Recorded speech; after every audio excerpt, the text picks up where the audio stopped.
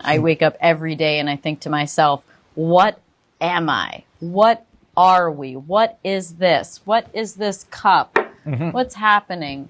Am I creating my reality in a way that is everything, like I have a saying that my life's my fault.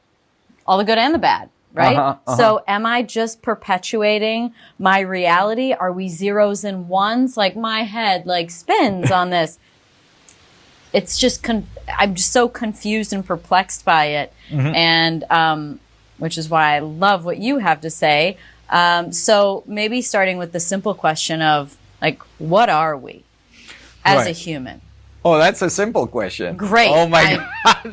What are we? Because at the end of the day, the answering these questions helps you know how to live your life. Sure. When you know what you are, because that'd be the question, a lot of people would wonder, why does it matter? Well, it matters because it's how you're going to live your life. Yeah. If you know that you can create your future, well, wouldn't you do something about it? Instead of letting life happen to you, you're going to control it. Right. So, anyway, that's why my fascination is because it's going to help me live my life. So what are we? Okay. I wouldn't call that a simple question, but I'm just going to go for it. You said it was simple. I didn't say it was simple. Okay. I think it's super confusing. I wake up every day wondering what the nature of reality is all about. But let's start at least with the body. So we'll think of it as, the tendencies, first of all, to think that, because we've been told this, the universe is random, right? There is no self-organizing system. Would this be like chaos theory? Yeah. Well, no. Chaos theory is something else. But generally, the idea is that, you see, this comes from a really big intent in earlier times of science to separate science from religion. So religion said there's a God that's organizing everything. And science needed to separate from that. So science went in the other direction and said, there's nothing organizing. It's all just random. And things collide with each other. And eventually, if we're lucky, right? And if we're lucky is a big statement there, right?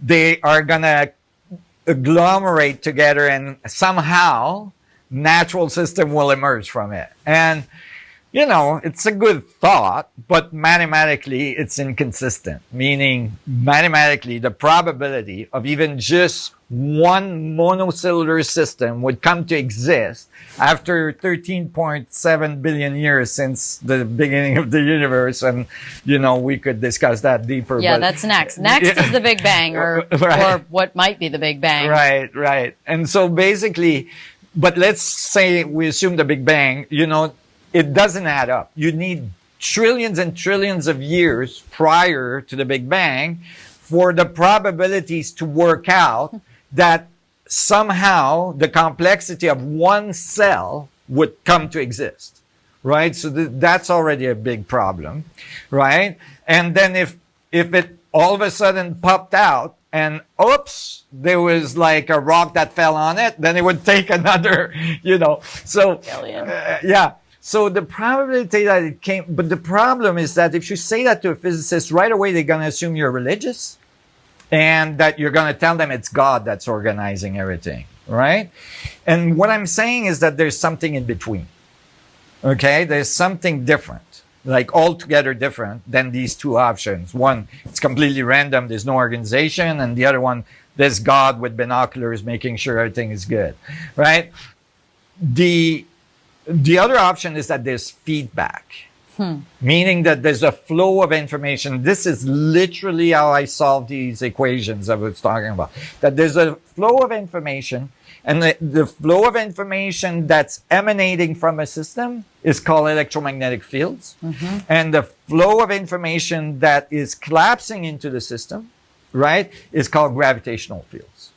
And the relationship between the two is a feedback that makes the system self-organize. It knows about its environment and it, modifies itself. It's the theory of evolution of the quantum world, if you'd like, that eventually leads to the evolution of biological system. Because you're made out of 100 trillion cells, approximately. Actually, in your case, little less, maybe. Because I'm shorter. No, because I'm only 5 foot. You're a small person. So maybe 30 trillion, but let's say around there. And each one of these cells is made of 100 trillion atoms, right? Yeah. So it's a very complex system. Yeah. And so all of a sudden, but if you have feedback, you can get self-organizing system to happen very, very quickly in the evolution of a system.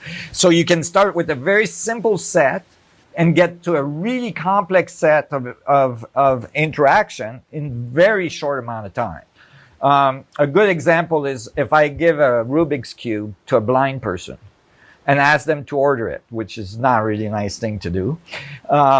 If they're moving a move every second. Sounds like a joke. Yes.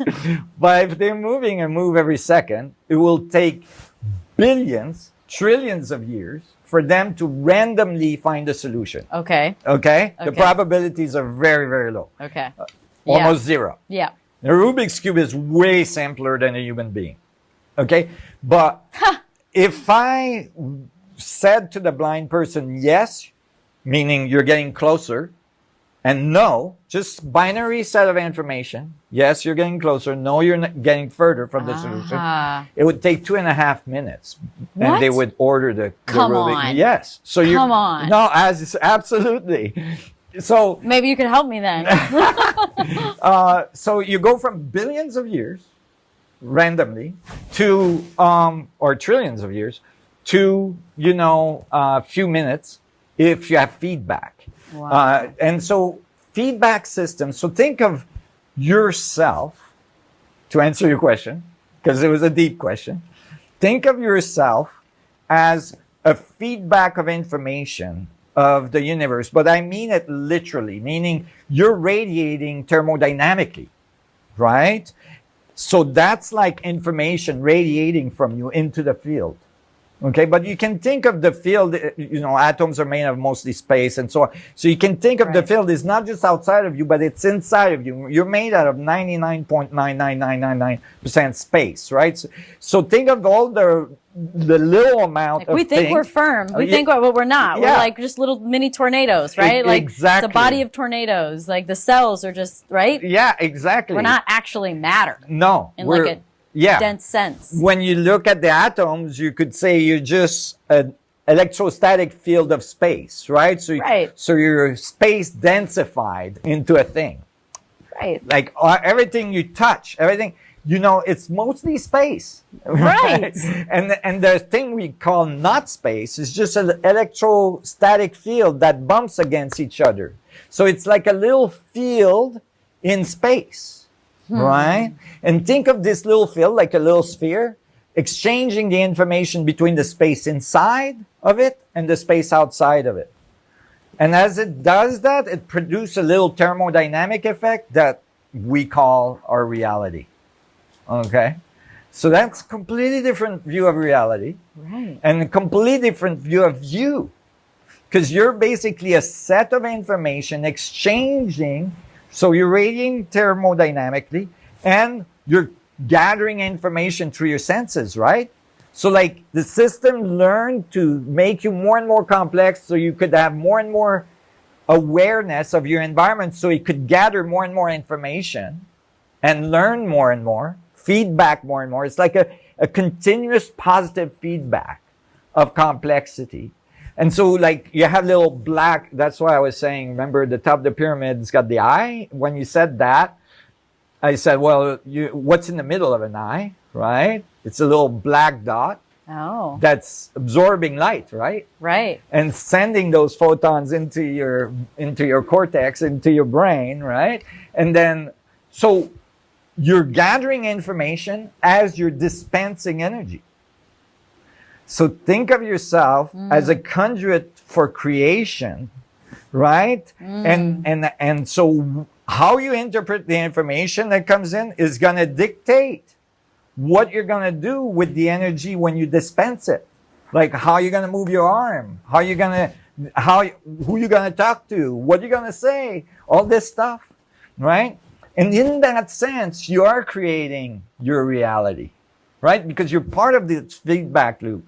The thing that people forget is that everybody's part of that field. Everybody's part of that loop. So it's a collective creation of our reality, of our environment, right? So it's not just you. So although you intend to like do something really cool that you want to do, it might not happen because there's other people involved, right? There's all the other things in, not just people, like the chairs, the walls, all the other feedback loops that you're going to have to like conjure, you know, you're going to have to get them to come along with your plan. Right. Yeah. So that you can do the thing you wanted to do. So it's a dance.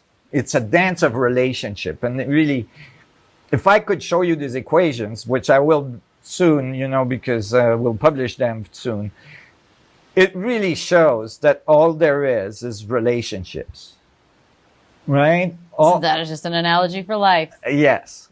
All there is information exchange at different scales and in different ways. And that produces all the forces, all the constants of physics, everything we see is just this exchange of information, all the bond angles that makes the molecule, that makes the cells, and so on. So you're so much more vast than, just a collection of cells that somehow randomly got together and became self-aware, you know, by some epiphenomena of your brain. So this says as well something profound about you. It says that you're not the biocrystal oscillator only. You're the information, right? It's not happening all in your body, meaning you're exchanging information with a field, a quantum field of information that goes way beyond your awareness or your current capability.